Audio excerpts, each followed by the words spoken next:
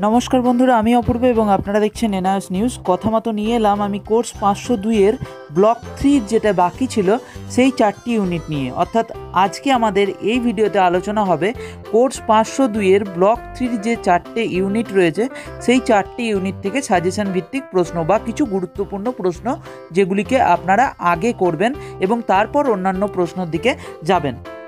तो प्रथमेई आमी सेखाने जाओयार आगे आपनादेर काछे एकटा अनुरोध करब जे एखोनो यदि आपनारा आमादेर चैनलटी सबस्क्राइब ना करे थाकेन ताहले लाल रंगेर सबस्क्राइब बाटने क्लिक करे सबस्क्राइब करे नेन एबं एकई साथे এই ভিডিওটিতে একটি লাইক দিয়ে ভিডিওটি দেখা শুরু করুন, কারণ এই সব ভিডিওগুলি তৈরি করতে যথেষ্ট পরিশ্রম করতে হয় এবং আপনাদের লাইকগুলি আমাকে উদ্বুদ্ধ করে এই ধরনের আরও অনেক পরিশ্রম করতে।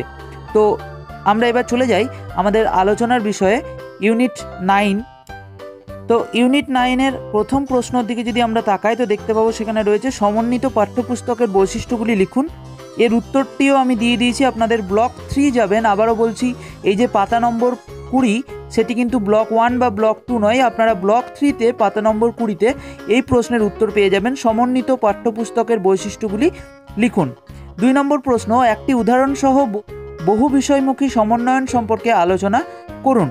ব্লক 3 পাতা নাম্বার 13। আবারও প্রশ্নটি বলে দিই, একটি উদাহরণ সহ বহু বিষয়মুখী সমন্বয়ন সম্পর্কে আলোচনা করুন। এর আগেও আমি একটি বিষয় বলেছি যে এই প্রতিটি টার্মগুলির ইংলিশ টার্মটি অবশ্যই আপনারা সঙ্গে স্মরণে রাখবেন, কারণ ইংলিশ এবং বাংলাতে আপনাদের প্রশ্ন হবে। সেক্ষেত্রে বাংলাটি যদি একটু আলাদাও হয় তো ইংলিশটি জানার কারণে আপনারা কিন্তু সেই প্রশ্নটি লিখে আসতে পারবেন। তো অবশ্যই প্রতিটি বাংলা টার্মের সঙ্গে সঙ্গে ইংলিশ টার্মটিও একটু স্মরণে রাখবেন। 3 নম্বর প্রশ্ন, সংহতিকরণের 3টি পদ্ধতির মধ্যে পার্থক্য লিখুন। সংহতিকরণের 3টি পদ্ধতির মধ্যে পার্থক্য লিখুন। ব্লক 3 পাতা নাম্বার 10। এই গেল ইউনিট 9 থেকে 3টি প্রশ্ন। এবার আমরা চলে যাব ইউনিট 10 এর দিকে। ইউনিট 10-এ রয়েছে 1 নম্বর, উপজাতি শিশুদের শিক্ষা সম্পর্কিত সমস্যাগুলি আলোচনা করুন। উপজাতি শিশুদের শিক্ষা সম্পর্কিত সমস্যাগুলি আলোচনা করুন। ব্লক 3 পাতা নাম্বার 50। এবং 2 নম্বর প্রশ্ন, ইউনিট 10 থেকে মেয়েদের শিক্ষার প্রয়োজনীয়তা এবং সমস্যাগুলি আলোচনা করুন। মেয়েদের শিক্ষার প্রয়োজনীয়তা এবং সমস্যাগুলি আলোচনা করুন। ব্লক 3 পাতা নাম্বার 32 এবং 34 পাতায় আপনারা এই উত্তরটি পেয়ে যাবেন। এবং আমরা চলে যাব এর পরের প্রশ্নতে।